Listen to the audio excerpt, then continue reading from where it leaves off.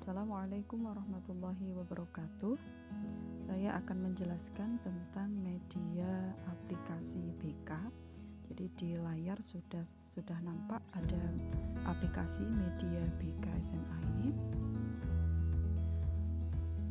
Nah, ada beberapa hal yang ingin saya sampaikan terkait dengan pembuatan aplikasi media BK. Yang pertama adalah cara pembuatan media aplikasi BK ini ya. Ini lebih pada ke counselingnya.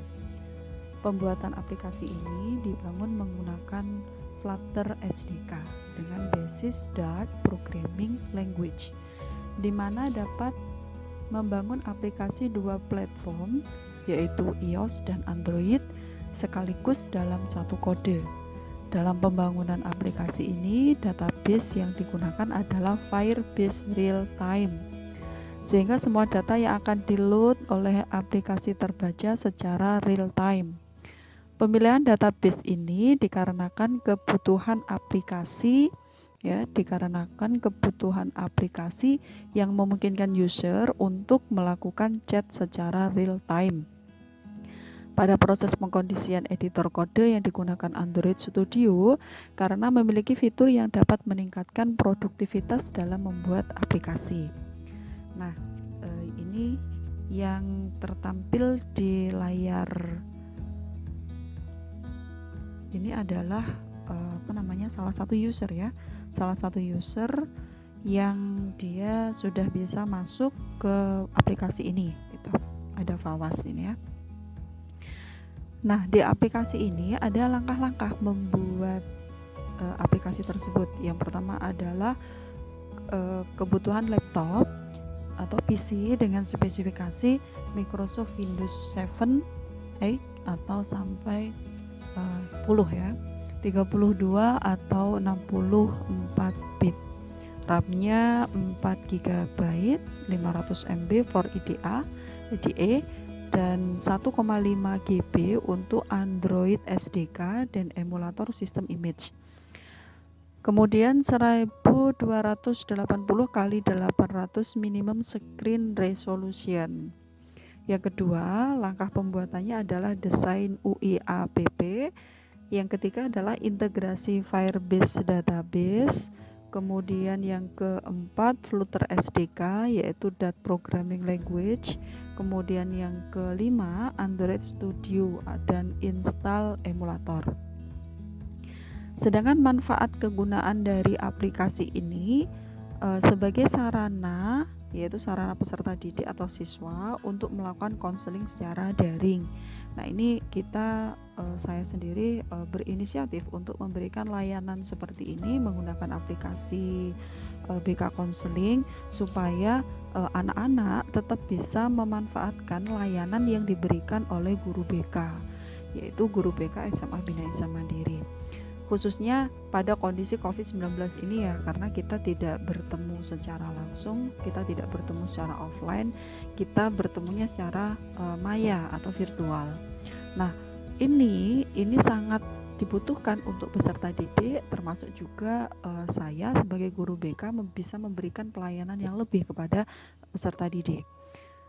Nah, kelebihan menggunakan aplikasi ini adalah yang pertama, aplikasi ini dapat memungkinkan peserta didik melakukan konseling secara daring, chat langsung atau kirim kotak suara dengan konselor yang sesuai pada bidangnya. Jadi misal seorang peserta didik dia sedang mengalami permasalahan, entah itu permasalahan di bidang belajar, di bidang sosial, di bidang karir maupun di bidang pribadi. Ini bisa anak-anak atau peserta didik memberikan konsultasinya atau meminta kepada kami, meminta layanan kepada kami untuk berkonsultasi gitu. Nah, di aplikasi ini kami juga ingin menyamakan seperti kotak masalah yang bisa kami biasanya taruh di depan ruang BK gitu ya.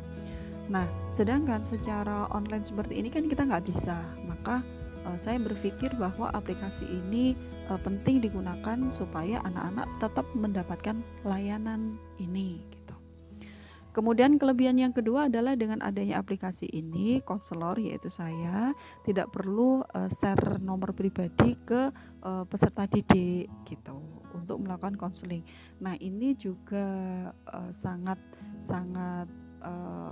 kelebihan ini sangat efektif sekali karena kita bisa lihat berapa peserta didik kita, kan ratusan itu ya. Jadi kita nggak ngebayangin ketika ratusan siswa tadi itu meminta nomor telepon saya sebagai guru BK, kemudian satu persatu japri saya gitu ya, atau nepri saya. Nah, ini sangat tidak efektif. Maka saya berpikir bagaimana membuat aplikasi yang satu ini bisa digunakan untuk semuanya gitu. Dan bisa jadi kalau menggunakan nomor pribadi saya, ini kan juga terkait dengan privasi saya sendiri gitu kan. Terkadang bagaimana saya berkomunikasi dengan orang-orang yang memang saya butuhkan dalam berkomunikasi. Nah, kalau dengan anak-anak gini, dengan peserta didik terkait dengan problem mereka, ini kan ada hal lain yang memang anak-anak tidak perlu atau ada privasi saya sebagai guru BK. Kemudian kelebihan yang ketiga adalah untuk menjamin keamanan data peserta didik saat melakukan konseling 100% dijaga kerahasiaannya ya, tidak di-share di publik. Ini sesuai dengan asas kerahasiaan ya.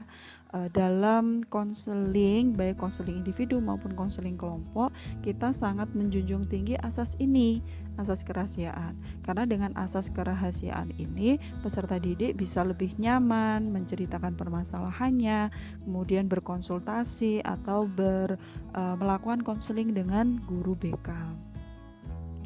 Nah, ini harapannya peserta didik itu bisa leluasa dalam menyampaikan unek-uneknya, dalam mencari pemecahan permasalahan yang mereka hadapi, baik di bidang pribadi, sosial, belajar maupun dalam bidang karir. Nah, kita akan lihat di sini gini. Ini yang di layar ini user dari Fawas.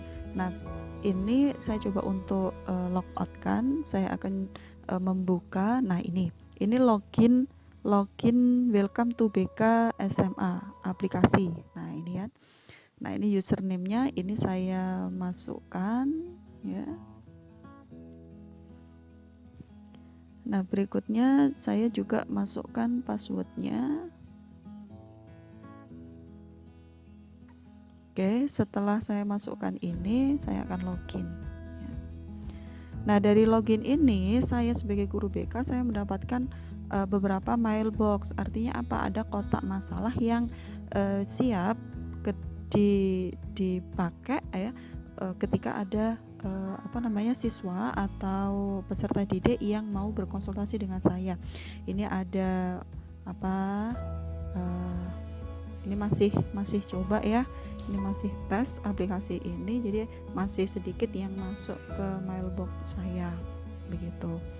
Nah, ketika saya ingin logout, ini bisa ya, kita coba kita menggunakan usernya siswa gitu ya.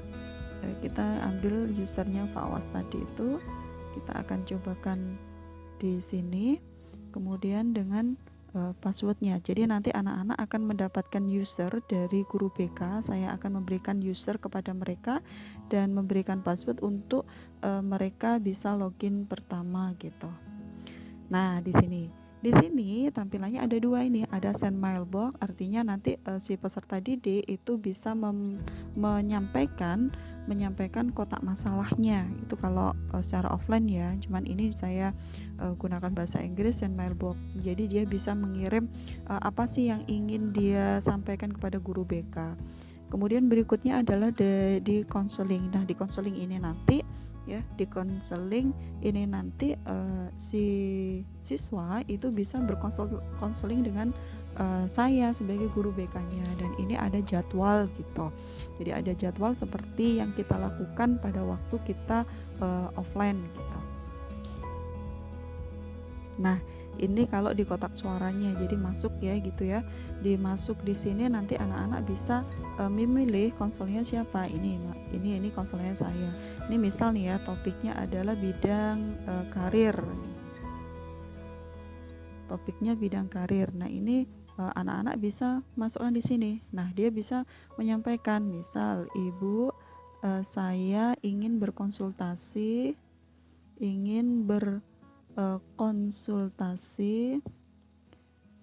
terkait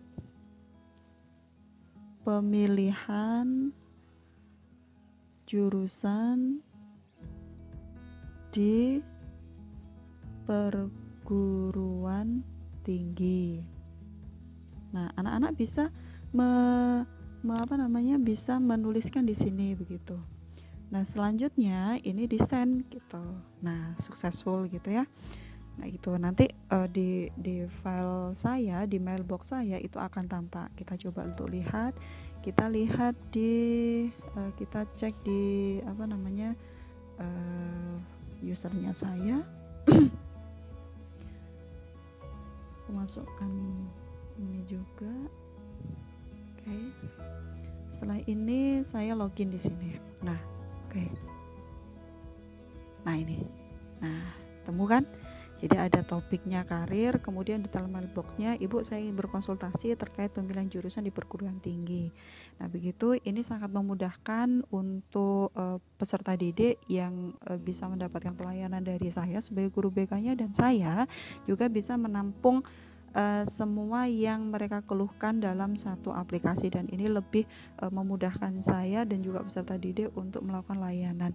Baik, itu saja penjelasan dari saya terkait dengan aplikasi yang saya gunakan untuk memberikan pelayanan kepada peserta didik. Semoga bermanfaat. Assalamualaikum warahmatullahi wabarakatuh.